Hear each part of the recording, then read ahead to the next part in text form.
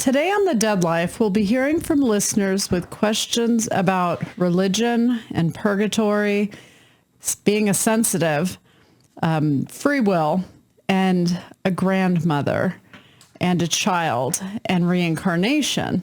So we have a lot going on, and I'll be sitting down with my husband, Joe, who's my in-house scientist and sounding board.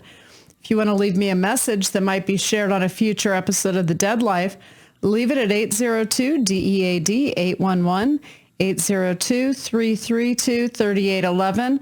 That includes questions for our Love Me, Love Me Not segment with me and my daughter, Sophia Dubois. You can follow me on Instagram at Medium Allison, on my Facebook fan page, and you can binge on my YouTube videos to watch readings, including episodes of The Dead Life. If you have abilities of your own and are looking to expand them and connect with other gifted people, go to deaduniversity.com. For information on private readings, you can email us at booking@allisondubois.com. Well, Joe, thank you for weighing in today. Well, thank you for having me. It's always nice to have different perspectives other than just my own. I know people could only hear so much of my perspective. I could listen to you all day. Matter of fact, I have. I was going to say, you've done that for 30 years. So I'm sure at some point it's nice to have some fresh blood in the house, and we appreciate you being here. So we have a mixed bag of questions today, sort of all over the board. Yeah, I heard your introduction. That was, a little overwhelmed just hearing all the different topics, but everybody has questions. I mean, there's a lot of, it's a lot more complicated, I think, than people think. And I hope we have the right and best answers for them. At least we'll give it our best shot. So why don't we start with our first caller, which we call Huge Fan because we didn't get her name. All right. Okay. Hi, Allison and Joe. I am a huge fan. Huge. My question for you, or perhaps maybe even Father Nathan as a guest, is when you are talking with people from the other side, are they in purgatory or are they in heaven? And can you tell the difference? And then also, to kind of piggyback off of that question, do they benefit from our prayers from this side? I'm looking forward to your response. I'm a huge fan, like I said. I will talk to you later. Okay. Well, that's not a basic question, so let's see. Purgatory. It's interesting. I know purgatory is sort of an in-between place, and in religion, they think some people have to go because they don't know how to sort them out or where they belong. Right. If I've got that right, you're my Catholic expert in-house. So purgatory or heaven, I don't see them in purgatory. I haven't had that experience. So if purgatory exists, I haven't seen it. I've seen what we call heaven, which is instances in our life in the physical world that is recreated on the other side, where we can relive the happiest days of our lives. We go back to the age that was our heaven on earth. It's heaven is more of our making of what what we make it. Purgatory is not something that I have ever experienced except at one Halloween party we had, where we had a heaven and hell Halloween party, and the DJ was in purgatory, which was lit up in green lighting, which was kind of cool. So you went to an all-boys Catholic school. Purgatory. Well, do you know the basis for... Yeah, no, it's where that comes from? It's been a while. It's where you have to learn things. You're not in hell and you're not in heaven. At the same time, I don't feel quite the expert that you're thinking I am on these topics. Well, it's hard for me to defend or define something that is in a biblical text, but that I haven't actually seen. Right. Well, and I think that's the big question. A lot of people feel that maybe you don't get to heaven, or for that matter, really hell, until a second coming occurs. And that's not in what you've seen. No. So that's kind of, it's hard to talk to about that because it's not what you've seen. It's kind of like reincarnation as well.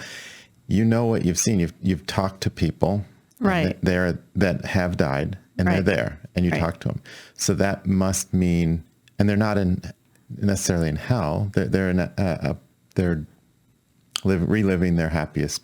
Or in a heaven of their making, of what they Right. sort of wish their life had been, what they would have wanted it to be. So maybe the question to ask you is there a period after somebody's died where they have to learn something before they can talk to you, or before they can live their, the heaven of their own making?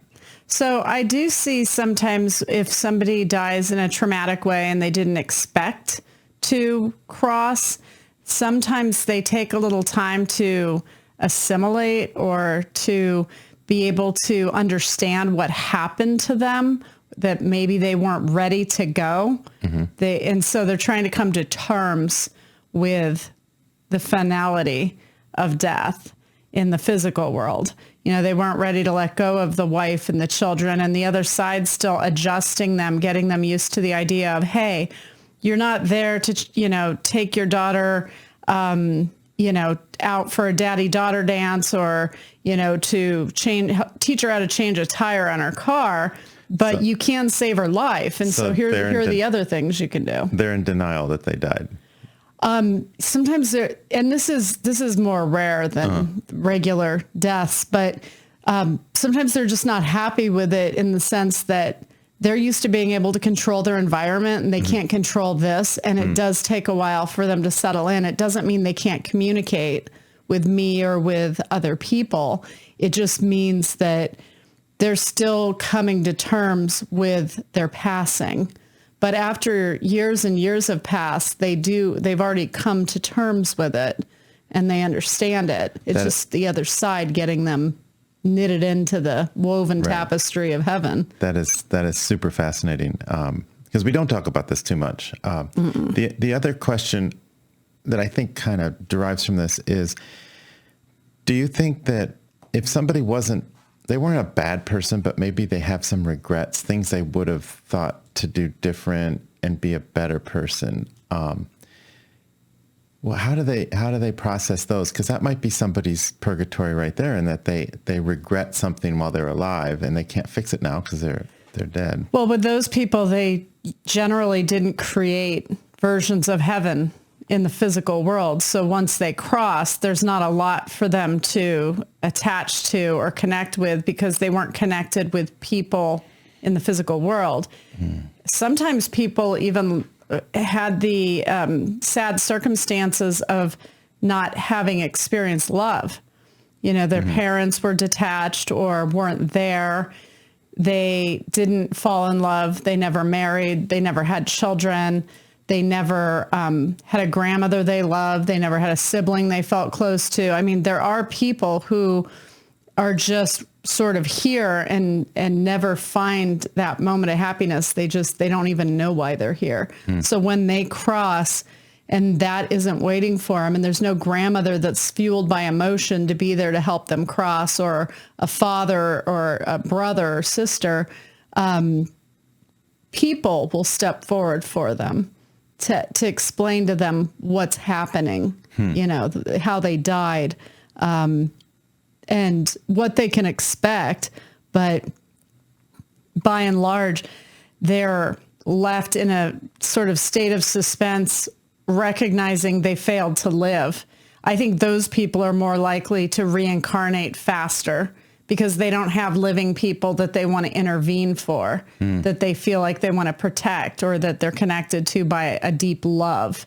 So when people talk about those who have, 4 kids, and they were really close, and they had their love of their life, and they loved their parents, and they were close to all their siblings, those people are less likely to reincarnate quickly, because there's a lot of people that they want to still be able to buffer, because they're shown all the ways they can save these people, and how with them on the other side, they can push them back into the car they'd be ejected from, or they could be next to the operating table when they're having that operation to sort of put them back in their body.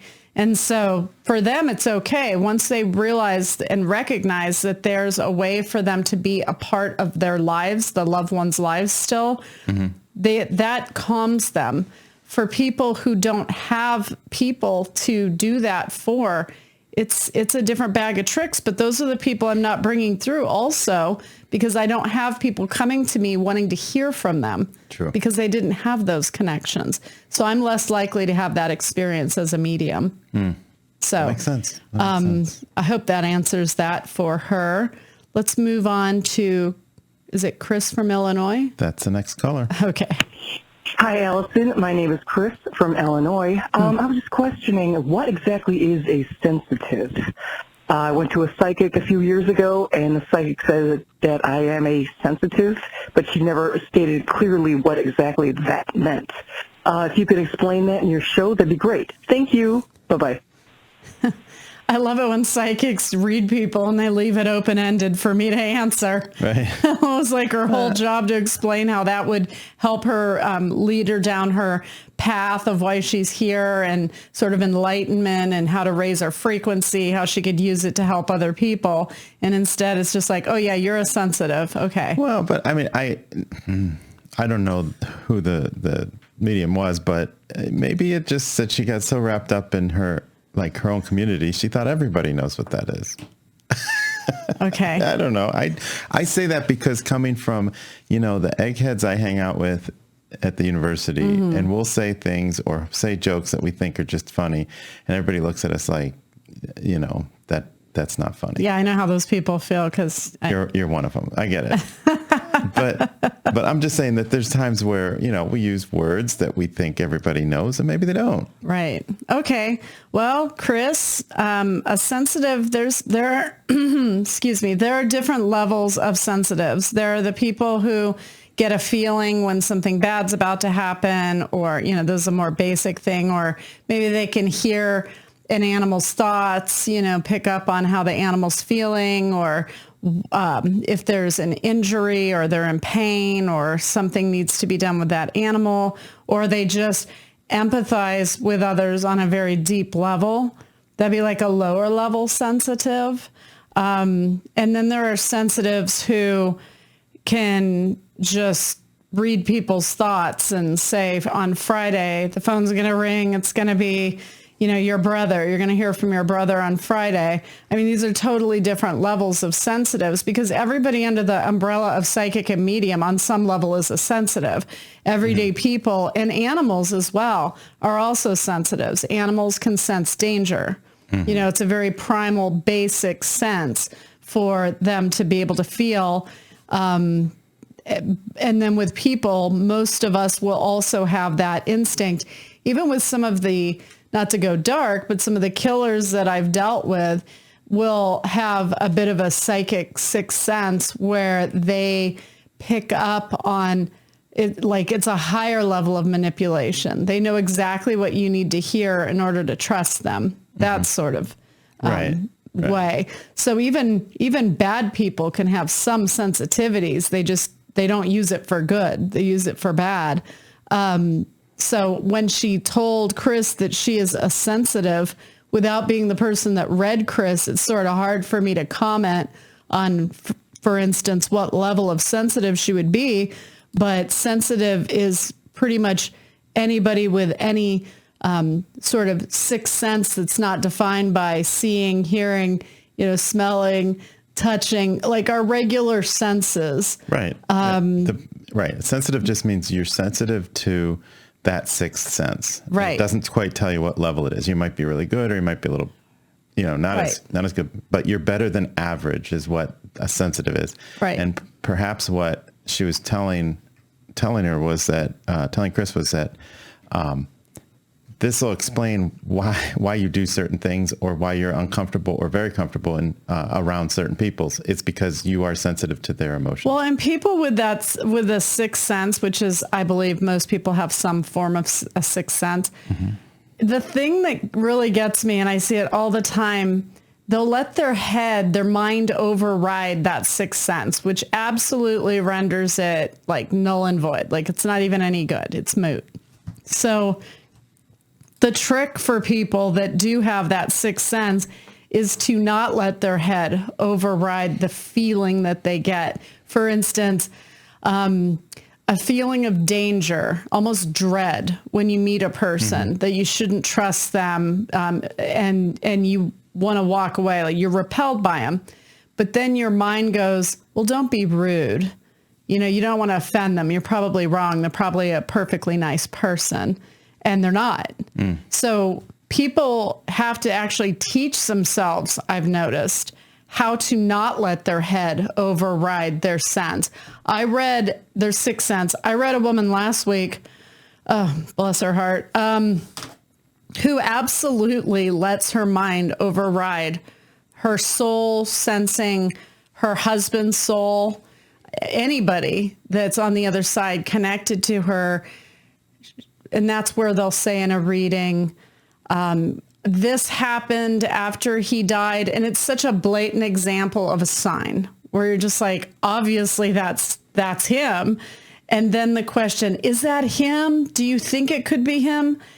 How can you not know it's him is, more of where I'm coming from. How do you not know that? If people like shut up and listen to what's inside of them, your soul recognizes their soul. That's what tells you it's a sign.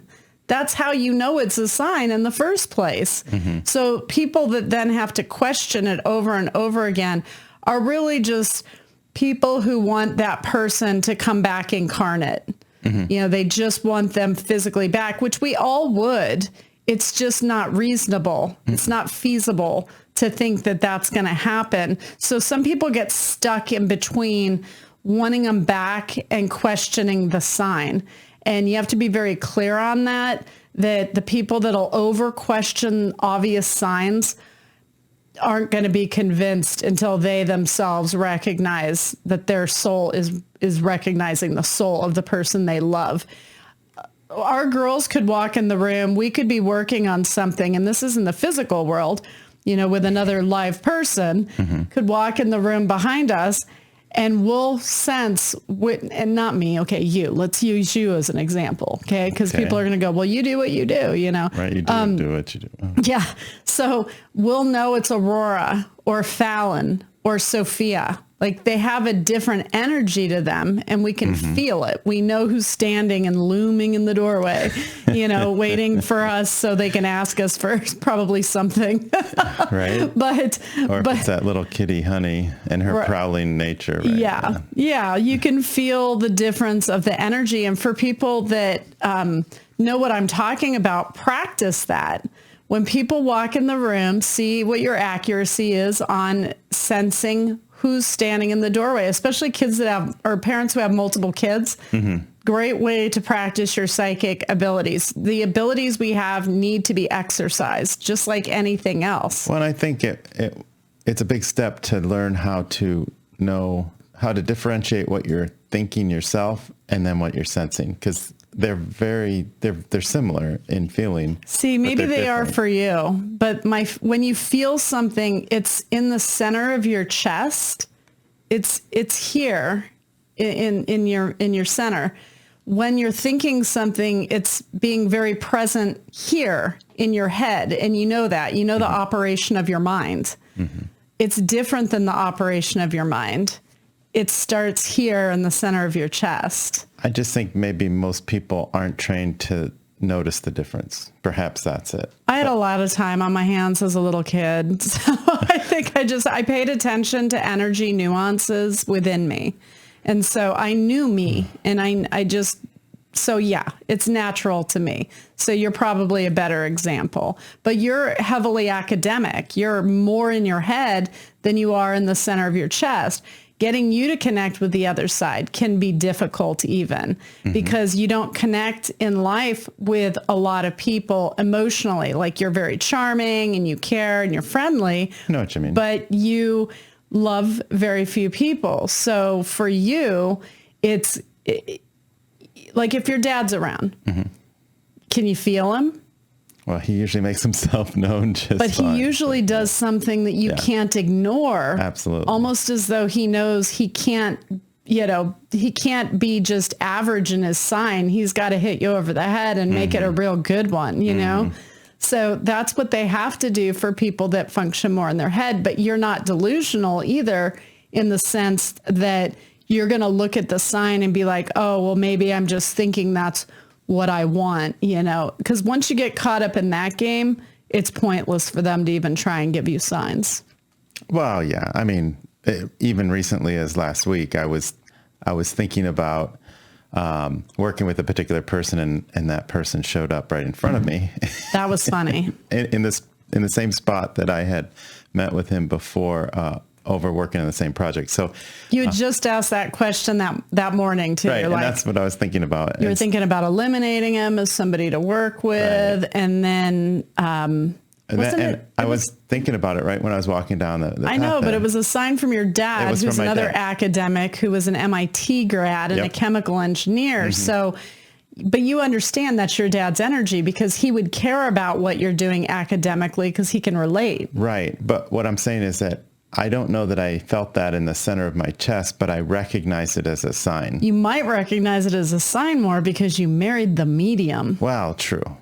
I've been taught. Just saying, you've witnessed some things. I've seen some things. Yeah. So, yeah, that's a great example of how they stay in our life. So your dad was saying to you, don't count them out.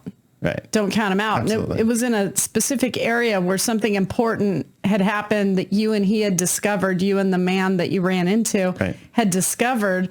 So it was obvious what the message was. Yeah. Yeah. Very obvious. So that was a great example. I hope that helps people in differentiating, first of all, signs, and when you feel something from the other side, what to do and what not to do. You answer them. You say, I know it's you. I feel you. I love you too. I know that you're still part of my life, and I welcome you to still be there. And I've got all kinds of plans for you, and I need your help and your guidance, and they love that. Mm-hmm. And when you do something in the physical world to show them that they're there, the signs come faster, more regularly. Yeah, I tell people that all the time too. Yeah. So I take my own advice. Well, I'm glad to hear that. Which is your advice. So I take your advice as my advice. But it's important for instance, when people do a balloon release, they talk about that in readings. They'll come through and talk about the balloons that were let go to memorialize them. And it's sort of bragging rights on the other side where they say, see, my people, they get it. They know I'm there. They know I'm not gone. And they love that. So if people in the living world could see the perspective of the dead, they would understand it better. And that's why I do this show, because I'm trying to explain to them the dead's world.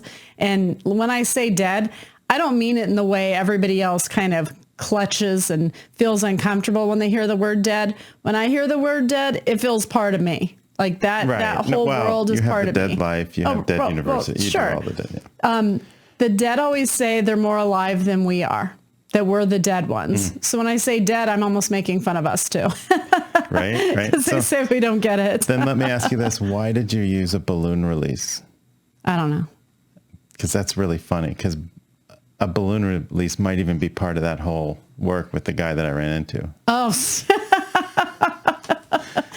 and that's how it works. Which is funny. That's how abilities work, is something comes into your mind, you say it, you accept it, it's for a reason. And that's how I always... No, I know. That's me. I needed to pat you on the back for that one. Well, thank you. Pretty awesome. Well, and that'll happen regularly on the air. When I had Mark Ireland on and I used the example of Hawaii and surfing with his son, and he turned his laptop around after we got off the air to show me the ocean behind him. I didn't know he was in Hawaii at the time. No, they Zoom call in. You don't know where he is. And it wasn't just the ocean. It's where he used to surf with his son. So when psychics use examples, it's usually something having to do with the person we're talking to. Oh, boy.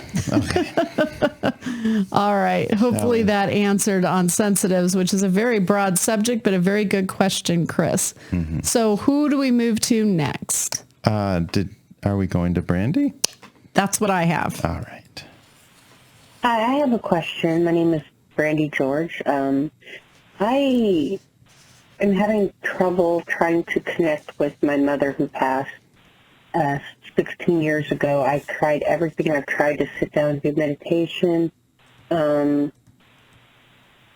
don't know. I've tried different things, and don't know why I can't connect with her. I've tried praying to her. I've tried clearing my, I don't know what to do. So is there good ways that you can practice or do that will help you connect if you have a hard time connecting with the loved one? Thank you. Bye. So thank you, Brandy. So it's a good question. Yeah, I think it fits right into what we were talking about. There's a lot of variables here, however, in connection. Did her mother have a lot of energy? People that are more colorful in life and have, they put out more energy, through laughter or being a public speaker, or, they connect more. Mm-hmm. They come through more easily than others. If somebody is quiet as a church mouse and they don't say much, there's going to be a lot less energy. Mm-hmm. So first of all, I would need to know, did your mom have regular energy, low, high? Like, where is she on that? Was there unfinished business? If there's no unfinished business, they're not always fueled or motivated to connect as much, especially since they know how your life is going to unfold. Sometimes they question whether you'd want to hear from them at all. So I don't know what the relationship with mom is. And then with Brandy herself, is she in her head too much in this process, trying to conjure her mother? Or is she coming from a place in the center of her chest on a soul level? So that's another variable in this process of bringing them through. I would say the best shot she has is spend a day going through family photographs, family films, if she has them, smelling her mother's perfume, taking out some of, her mother's childhood mementos, sort of doing a review of life for her mom. Then when she gets towards the end of the day, and you do this while talking to your mom, I really want to hear from you. Like, I miss you. I love you. Mm-hmm. Can you please connect with me? And then when you go to bed, put up a picture of your mom at the age you believe she reverted to, which would be the age that was her heaven on earth. Smile. Don't think of her death. Don't think of the struggles. Don't think of the conflicts you had with her. Mm-hmm. And just say, Mom, I'm ready for a visit, and go to sleep. And the more you do that, the more that wall comes down that Brandy has if it's on her end. Right. So that's how you lower the wall on your side. Now, the people that want to revisit misery over and over again, that my mom did this to me, my mom did that to me, it's all her fault, the blame game, the ones that blame everything on everybody else, they're not going to have any success in that. Well, right. They won't be together. They're going to have what they call a visit, which is really their own thoughts telling them what they want to hear, what they think they should hear.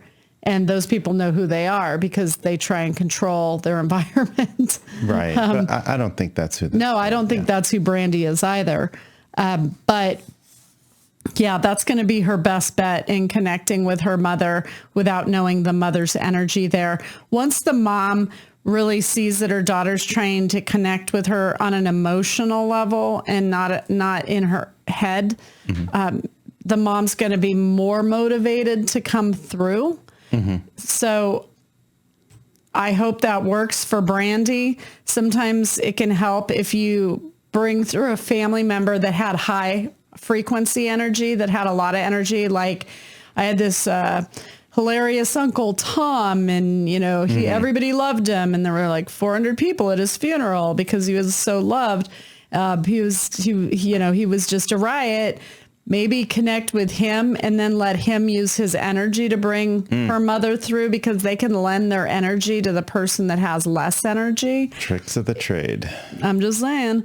If her mom was like 90 when she died and sort of glad to be gone, God, I've eaten everything. I've seen everything. Right. I don't want to do this anymore. Peace. And she's really content on the other side. Sometimes they don't want to revisit the physical world's problems because all we do often is complain. And that's fine. They'll take that as long as we are giving them the energy of what we need from them to help fix it. Then they know how to move forward with that. But if we're just looking for a psychiatrist couch sesh with them, that tends to not go over as well. They want to see us growing. And so they'll do something usually to challenge us, to try and get us to move forward. When bad things happen, challenge accepted. The bad things that happen in our life really are to dislodge us, to challenge us, to grow.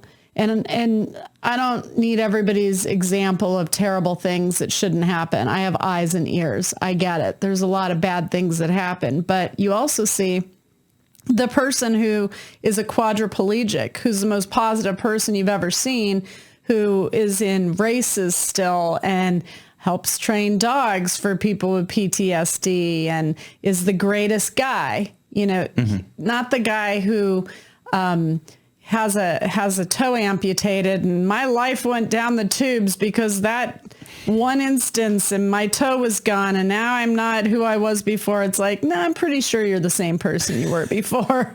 It just walked differently, right? Can't wear sandals. Yeah.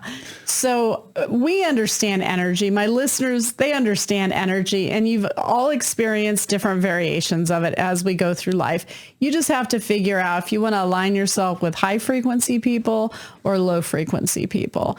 And you all know who those people are. And if you don't like where your life is and you don't like your energy right now, adjust your energy. You can do that. And even if it's faking it until you make it, volunteer for everything where you're working with people who have it harder with you or harder than you, and you'll find yourself growing, helping those people. It's always acts of service that raise vibration of energy. And by service, I don't mean protests. By service, I mean actually helping people in a specific way. Yes, in a specific way, and more one-on-one if possible. So I hope that helps her connect with her mother. Sometimes, and Brandy sounds like a real great lady. Sometimes it helps just to have another person with you. Say you have a sister or, another sibling and you both want to connect with her. Have a little seance together and sit and write the impressions you get connected to your mom. You're going to hear it and feel it here in the center of your chest, but you're also they pop words into your head too, where it comes out of nowhere. It's not your own thought. And you can tell the difference when it's your thought or it's coming from somewhere else. And if your mom liked chamomile tea and biscuits, then do that. If she liked a nice martini, then do that. Yeah. And put on their music and take out the pictures and, oh, Mom, nobody could dance like you. You were the greatest. I bet the boys chased you plenty. Like they love hearing these compliments about themselves. But communicating with them is actually not very difficult if you learn how to adjust your energy to hear them and to speak their language. So, okay. That was all good advice. Thank you. Ready for Michelle? Okay. Hi, Allison. My name is Michelle. I just want to say thank you so much for this podcast. Thank you for articulating this conversation around death and validating what so many of us have wondered about and experienced.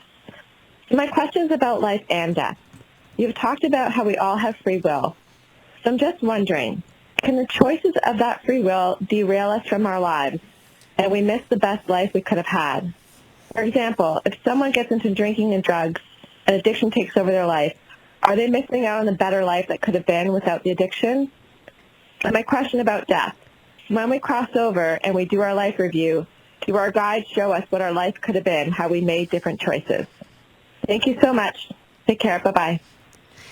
So yes, I know. I can't wait to see what opportunities I missed out on when I crossed. But yeah, your guides and your relatives when you cross show you the different ways your life could have unfolded or why something had to happen at that time that you thought was sort of a curse or something bad. How as bad as you had it, it made it better for someone else where they would survive. Where it's like a life or death situation.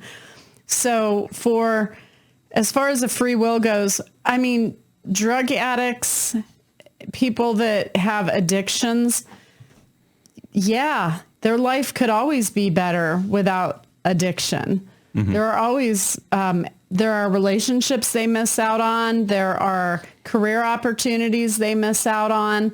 Some people kick it and the addiction taught them that they want to live. Like, it challenged their life and death question within themselves. Do you really want to be here? And some people have that near-death experience where they say, I don't want to die. And they turn it around. And so it can end up helping them to become who they're supposed to be and understand those who are fallen, in a sense. That makes sense. So free will can derail. There are plenty of women who walk down the aisle knowing that they weren't in love with their husband or it was never going to work. Same with the men. Could they have had a better life? Sure. Because I hear from a lot of these people who then meet another person that is the love of their life, and yet they're married to someone else. So how do you untangle that mess? Free will is a very big deal. And it's funny because we're such freedom-loving fools in the U.S. especially. We're like, it's a free country. I can do what I want, which is true. I mean, supposedly, we're supposed to be able to do what we want. Yes. Right.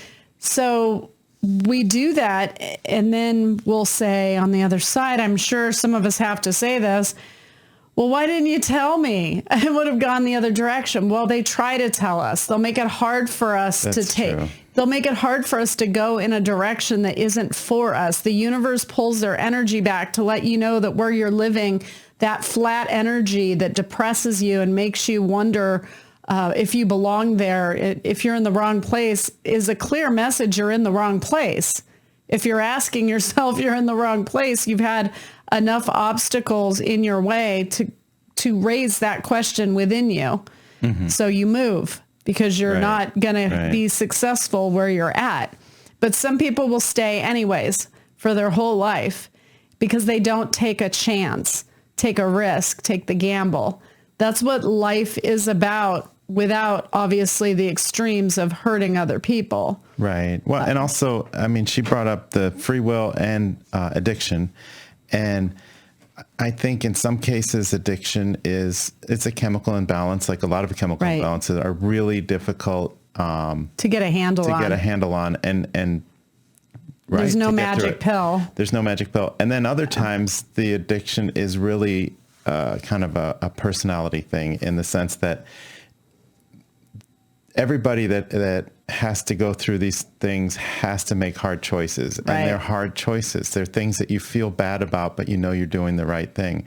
And sometimes people, they don't do that, you know. And some people do the easy thing. So, that's why I'm so hesitant. It's like, on the one hand, the addiction can be a chemical imbalance, and I don't want to discount that at all. Right. On the other hand, I don't want to have, some people might listen and say, oh, well, I have an addiction. It's like, well, no, maybe you just need to work on yourself more. Like there's so many different flavors of people. There comes a crossroads in life for every human being, no matter what your circumstances are, where there's a crack pipe in your hand for the first time. I've never had a crack pipe. Well, not me, but I'm talking about like people that are out there, and I'm painting a picture. Just go with me. Okay. So if anybody put a crack pipe in our hand, we would obviously throw it away or be like, what are you doing? Like, that's insane. That would be a normal reaction. Right. But there are people that have that situation and think, maybe this might work out for me. Right. Like there's billboards everywhere with people's faces with a crack pipe going, life's great. I mean, it doesn't work out for anyone, but you have that first time with any drug where you say to yourself, what the hell? Right. And they do it and they go down that road. You don't just become an addict. You have to kind of take a bite of the monster first to go down that road, because if you're an addict but you never touch anything, then how do you know? I mean, we never know. And clearly it is a condition that people can recover from. In a sense, they can fight it. Yeah. And so I think and you're right. There are people with biological chemical imbalances. This in no way says I'm not saying anything about that. I wish there was a magic pill for them. I bring them through all the time. and it's terrible. And that's a hard hand to be dealt. I'm talking about just the regular person who life gets stressful. They don't want to deal with life, and they want to mentally check out. So there are better options. There's better options. Go skiing. I don't know, if you need an adrenaline boost, if you're an adrenaline junkie, take up sports, jump out of airplanes, do something you can come back from. But unfortunately, we have a huge drug problem in our country. Oh, right. Yeah, we're not. Yeah. And that's going to have to be a whole episode. Well, that's like a whole thing. Yeah. And I will say that over the last 8 to 10 years, I'm the person that brings them through. So mediums and medical examiners know exactly how big this problem is. And it's a preventable death. Absolutely, 100%. And that's what drives me nuts. Drugs is one of the very few preventable deaths. So, steering clear of it is important. So yes, free will is a great thing, but you have to look at yourself as important. Even if you've done nothing in life and, you're a cashier somewhere and you don't know where life is going and you haven't done anything yet, doesn't mean you won't. Well, it doesn't mean you're not so instrumental in somebody else's, your loved ones. That's enough of a purpose. We all have a purpose. It's the loved ones that are in this lifetime with us that mean the most and matter, really. So, free will is a pretty broad category. But anyways, yes, Michelle, choices that are made by people with addictions, their life could go in a better direction without drugs and alcohol, most definitely. I don't see a lot of billboards that say otherwise. But it's up to each individual, and you have to value your life and yourself. And what have we always said to the girls? We're like, remember when you go out there, you're platinum. You're platinum. Platinum, right. And don't waste your time with guys who don't see your worth. And that doesn't mean for them to be snobby or, to, be bitchy or anything like that. It just means value yourself. And if somebody's not talking to you appropriately and they're not treating you appropriately, they need to become yesterday's news fast. And so we're very big proponents on any guy that dates our daughters better keep her on the pedestal her parents put her on, because we are fiercely loyal, loving parents. And I think a lot of parents out there feel that way about their kids, and you can spot them too, because the kids are secure, like really secure. And I love that. So, okay, so let's go to Claire. For you about reincarnation. My grandmother died in 2012. My daughter was born in 2013. When my daughter, so I would say, so it was about a year and 2 months after my grandmother passed away. When she was about 2.5 years old, I was just playing with her on my bed, and next to my bed on my nightstand I had a frame with my grandmother and me in it on my wedding day, and I was holding my grandma's hand, and she's looking at me. And I got married about 2 years prior to her death. I said I had heard at the time when my daughter was around this age, I had kind of heard that children are very close to spirit and can sometimes see things that we as adults no longer can see. So I just kind of was like, well, maybe she, can see the souls around me. I loved my grandma in life and was very close to my grandparents, both of them. So I thought maybe she was familiar with her. So maybe she would have known, oh, that must be your grandma. So I said to her, do you know who this is? And she goes, well, that's you, Mommy, and that was me when I was old. And I was shocked. I didn't know what to think or do or say. I don't even remember if I asked follow-up questions, but just as simple, clear as day, she made that comment, that was you, and that was me when I was old. And I don't think I really got anything else from her after that. I probably did ask some more probing questions. But I guess my question is, if there is a part of my grandmother who reincarnated into my daughter, I'm just confused on the fact, because I know you recently talked about reincarnation, and there was a mention of maybe that it takes 5 generations to reincarnate back into the world because you kind of want to be there for your loved ones. I do feel like there is, like, she is in heaven because I've had other family members feel close or connected to her in some ways. All of her children, my grandma's children, are still alive today. So it's hard to believe that her entire soul would be in my daughter now. So I do feel like maybe it's like there's a part of her in heaven, and then maybe a part of her is living the life through my daughter's eyes. I'm just confused on it, and it's just, I don't know. I've always wondered about it, so I'm curious about your thoughts. Thank you so much. I appreciate everything you and Joe both do. Thank you. Well, thank you, Claire. Kids say the darndest things. This is not a hard one to break down. All right. Okay. So the grandmother was working through the child to communicate to the daughter that she was still there. Or the grandmother was, yeah. So the grandmother's mostly just talking through the child. Right. Yeah. To communicate to, is the child her granddaughter? Yeah. Okay. Not the woman. Oh, I got a little. No, it was okay. The granddaughter was the great grandmother to the child. Correct. Yeah. Okay. So the great grandmother was working through the child to communicate to her granddaughter. That was us.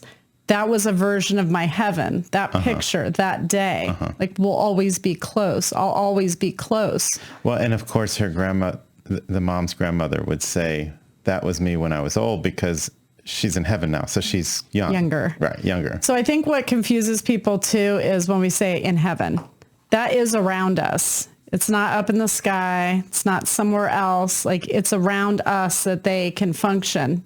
I do believe there's another actual place, but they don't seem to be limited by physical world problems. So they can be here faster than we can measure time. Well, and time is different, and they can seem to be in 2 places at once. There's a lot of questions we don't have answers to. So this is not reincarnation, and souls don't fragment off where part comes back and part's on the other side. That doesn't happen. I've never seen that happen. So it's not unusual that when somebody dies around the time a baby's born, that they feel connected to the child and they attach themselves to the child. So you'll feel the essence of that person through the child because they're speaking through the child. And they also, in a way, have been helping to raise the child, because as that little girl was a baby, the person that was helping her go back to sleep was the great grandmother. So that her granddaughter could sleep, you know? So the great grandmother was helping with the baby without them understanding that that was happening. So she was already forming a bond with the baby, you know, and they're always going to be connected. And it's interesting because I do readings all the time, and I'll say, I get this, you know, I'll describe the person and they'll go, oh yeah, that's my grandfather, but I didn't really know him. He died around the time I was born. It's like, exactly. But he's known you your whole life and he's loved you your whole life. And they're always floored by that somebody's been watching out for them their whole life. Or maybe that's who was in my room when I was little that I was afraid because I didn't know who it was. And yes, that's who it is. So, they get very attached when they're leaving the physical plane and a soul's entering. So the babies and the family member who died tend to stay connected. That makes so much sense. It's just the child won't know until they die and they see that great grandmother, and there'll be sort of a telepathic connection of a review of how that great grandmother was there all her life. She'll feel comfortable. Yes. So not reincarnation, but this is, and I've heard this before, where people feel like it's that person or they have the mannerisms of that person. Sometimes a spirit will sort of puppet us in a sense, have us have a drink with our pinky out while we drink like they used to do, just to say, I'm around, not I'm that person, but I'm around and I'm connected to that person. So they're letting you know who they're connected to. That's all. I hope that answers it for Claire. So no worries, Claire. And you just know that your child's in good hands with her great-grandmother watching over her and keeping her safe. And even though the child, who's a little older now, still a child, but not a baby, even though the child doesn't really know anything except what she's been told by her family of her great-grandmother, she can at least rest assured that she's loved by her and that she's seen her whole life. So thank you for calling in. And Joe, thank you for being my sounding board. No, I don't know who I'd talk to. Yeah. I mean, you get it. And I love your perspective because you do function of the mind more. And I function of the center of soul more. And so together, I hope we give sort of a complete answer or both sides. So thank you. We'll talk again soon. Maybe have dinner. See you tonight. So thank you for being here for today's Calling Questions. And thank you to my listeners. You can catch me next Tuesday for a fresh episode of The Dead Life. And to all of my believers out there, don't stop believing.